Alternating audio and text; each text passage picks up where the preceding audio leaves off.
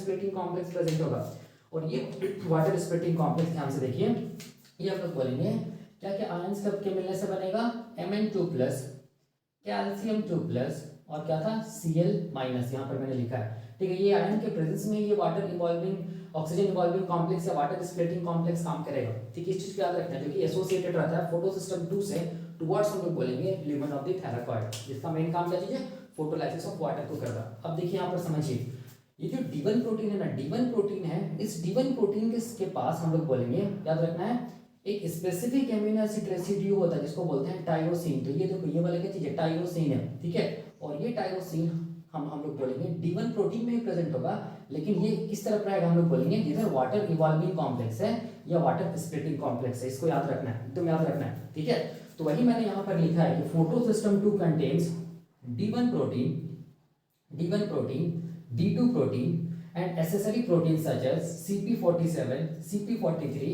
इसके साथ साथ बाकी मैंने जो लिखा है ये also photo system 2 also contains electron transport molecule. सबसे पहला मॉलिक्यूल क्या चीज है, फियोफाइटिन, जो कि D1 प्रोटीन में है, जिसको प्राइमरी इलेक्ट्रॉन एक्सेप्टर मॉलिक्यूल भी बोलते हैं।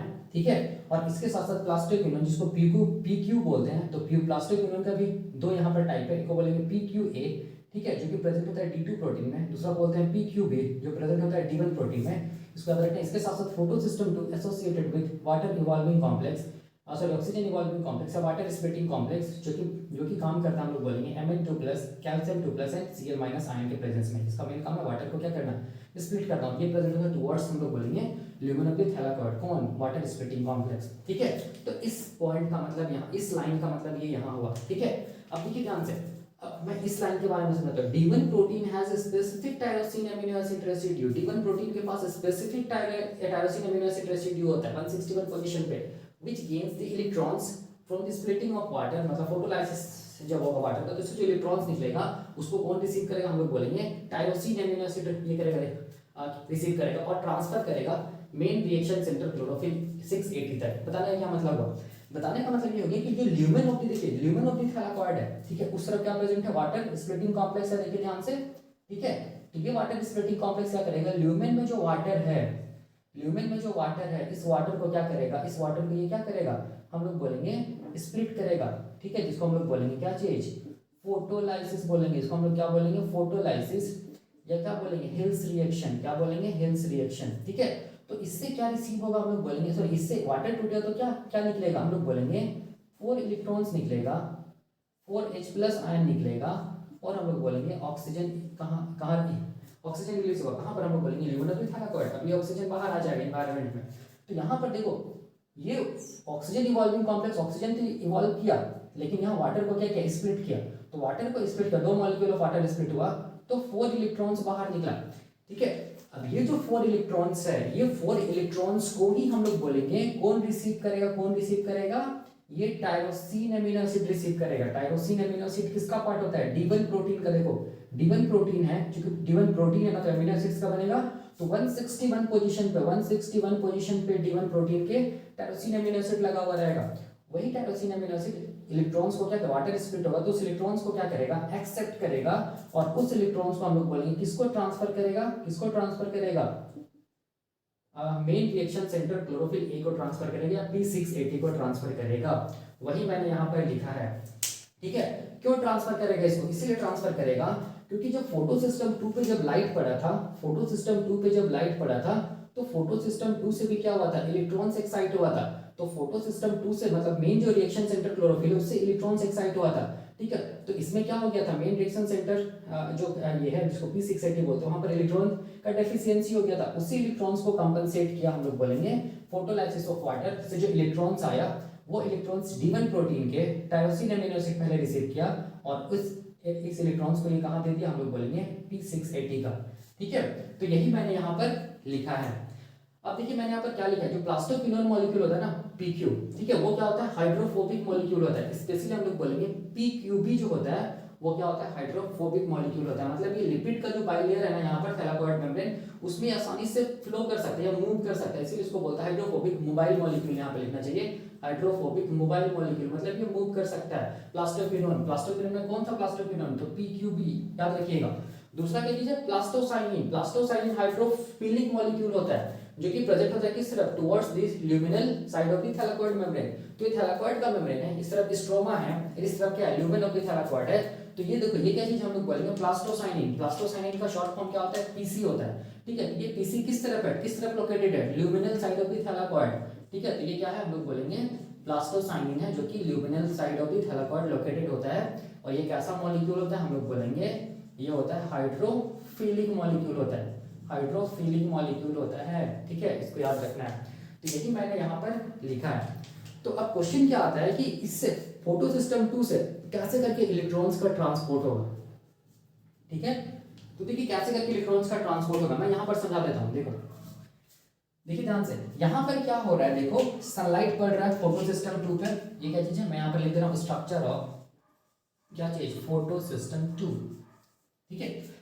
सनलाइट पड़ रहा है, सनलाइट को ऐसे लिख रहा हूँ, सनलाइट पड़ रहा है हम लोग बोलेंगे फोटो सिस्टम पे, जिसको रिसीव कौन किया होगा, एसेसरी पिगमेंट्स, ये क्या होगा, एंटीना कॉम्प्लेक्स रिसीव किया होगा। अब इलेक्ट्रॉन ये रेजोनेंस इलेक्ट्रॉन ट्रांसफर के थ्रू वो हम लोग बोलेंगे लाइट एनर्जी कहाँ पहुंचा होगा, मेन रिएक्शन सेंटर क्लोरोफिल तक, ए तक पहुंचा होगा, जिसको P680 बोलते हैं या A680 बोलते हैं, क्लोरोफिल A680 बोलते हैं। तो अब वहां से इलेक्ट्रॉन्स निकल के देखिए ध्यान से, जैसे इलेक्ट्रॉन्स यहाँ, जैसे हम लोग सॉरी जैसी एनर्जी यहाँ पहुंचा main reaction centre chlorophyll A पे, जिसको बोल रहे हैं P680 या क्लोरोफिल A680, वैसे हम लोग बोलेंगे यहाँ पर इतना ज्यादा एनर्जी हो गया कि हम लोग बोलेंगे यहाँ पर से क्या हो गया, main reaction centre chlorophyll A से क्या हो गया, इलेक्ट्रॉन्स क्या हो गया, एक्साइट हो गया, ठीक है, बाहर निकल गया। कितना इलेक्ट्रॉन्स बाहर निकला, हम लोग बोलेंगे 4 इलेक्ट्रॉन्स बाहर निकल गया। तो उस इलेक्ट्रॉन्स को रिसीव करने के लिए क्या प्रेजेंट, हम लोग बोलेंगे फियोफाइटिन प्रेजेंट है। और इस फियोफाइटिन को हम लोग क्या बोलेंगे, प्राइमरी एक्सेप्टर मॉलिक्यूल या प्राइमरी इलेक्ट्रॉन एक्सेप्टर मॉलिक्यूल, ठीक है, पीईए बोलेंगे, ठीक है। अब देखिए, अब जैसे ये फियोफाइटिन इलेक्ट्रॉन्स को रिसीव किया तो क्या हुआ, हम लोग बोलेंगे वो इलेक्ट्रॉन्स को ट्रांसफर कर दिया या ट्रांसपोर्ट कर दिया, हम लोग बोलेंगे किस पे, हम लोग बोलेंगे PQA पे। PQA को हम लोग क्या बोलेंगे, प्लास्टोक्विनोन के पास क्या कर दिया, इलेक्ट्रॉन्स को ट्रांसफर कर दिया, ट्रांसपोर्ट कर दिया। प्लास्टोक्विनोन से फिर ये इलेक्ट्रॉन्स कहाँ गया, प्लास्टोक्विनोन से फिर ये इलेक्ट्रॉन्स गया, हम लोग बोलेंगे किसमें, प्लास्टोक्विनोन ए से कहाँ गया, ये इलेक्ट्रॉन्स कहाँ गया, हम लोग बोलेंगे प्लास्टोक्विनोन बी में चला गया, ठीक है। अब ये प्लास्टोक्विनोन बी जो कि कैसा मॉलिक्यूल है, प्लास्टोक्विनोन बी हम लोग बोलेंगे हाइड्रोफोबिक मॉलिक्यूल है, हाइड्रोफोबिक मोबाइल मॉलिक्यूल है। तो ये आसानी से क्या कर सकता है, हम लोग बोलेंगे मूव कर सकता है किसमें, लिपिड बाइलेयर में आसानी से मूव कर सकता है। कौन, हम लोग बोलेंगे प्लास्टोक्विनोन बी, ठीक है, जिसके पास इलेक्ट्रॉन्स है।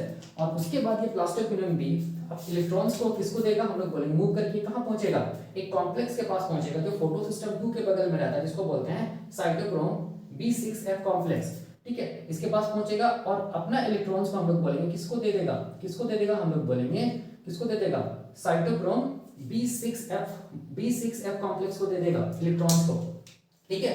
अब जैसे इलेक्ट्रॉन साइटोक्रोम B6F कॉम्प्लेक्स पे आया तो अब इससे इलेक्ट्रॉन्स हम लोग बोलेंगे, इससे इलेक्ट्रॉन्स कहाँ जाएगा, इससे इलेक्ट्रॉन्स कहाँ जाएगा, हम लोग बोलेंगे कहाँ जाएगा, प्लास्टोसाइनिन पीसी में जाएगा, प्लास्टोसाइनिन में जाएगा। अब प्लास्टोसाइनिन से हम लोग बोलेंगे इलेक्ट्रॉन्स फिर कहाँ जाएगा, हम लोग बोलेंगे कहाँ जाएगा, फोटो सिस्टम 1 में जाएगा। यहाँ पर क्या होगा, फोटो सिस्टम 1 होगा, ठीक है। तो ऐसे करके हम लोग बोलेंगे इलेक्ट्रॉन्स का क्या होता है, ट्रांसपोर्ट होता है किसके थ्रू, फोटो सिस्टम 2 के थ्रू। तब अब यहाँ पर समझिए, देखिए जब यहाँ पर लाइट पड़ा था तो तब मेन रिएक्शन सेंटर क्लोरोफिल से इलेक्ट्रॉन्स का क्या हो गया था, लॉस हो गया था, ठीक है, या एक्साइट हो गया था। मेन रिएक्शन सेंटर पे क्या हो गया, इलेक्ट्रॉन्स का डेफिशिएंसी हो गया।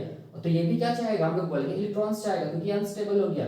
तो इसको इलेक्ट्रॉन्स कौन प्रोवाइड करेगा, तो हम लोग बोलेंगे कौन ये करेगा प्रोवाइड, तो हम लोग बोलेंगे वाटर का ये फोटोलाइसिस। तो यहाँ पर क्या होगा, P680 मतलब मेन रिएक्शन सेंटर क्लोरोफिल जो A680 है उसमें इलेक्ट्रॉन्स का डेफिशिएंसी को कंपनसेट करने के लिए फोटो सिस्टम 2 का जो ऑक्सीजन इवॉल्विंग कॉम्प्लेक्स है, वाटर स्प्लिटिंग कॉम्प्लेक्स होता है, ये क्या करता है, ल्यूमेन में जो वाटर होता है उसका फोटोलाइसिस करता है, उससे इलेक्ट्रॉन्स को बाहर निकालता है, जिसकी वजह से ऑक्सीजन इवॉल्व होता है, ठीक है। और वो इलेक्ट्रॉन्स को हम लोग बोलेंगे oxygen evolving complex D1 protein के टायरोसिन अमीनो एसिड्स को भेज देता है। और ये टायरोसिन अमीनो एसिड से फिर इलेक्ट्रॉन्स कहाँ पहुंचता है, हम लोग बोलेंगे कहाँ पहुंचता है, main reaction centre chlorophyll A तक पहुंच जाता है, ठीक है। तो जो main reaction centre chlorophyll A680 से जो इलेक्ट्रॉन्स का लॉस हुआ था वो हम लोग बोलेंगे कंपनसेट हो गया, किसके थ्रू, हम लोग बोलेंगे फोटोलाइसिस के थ्रू, ठीक है।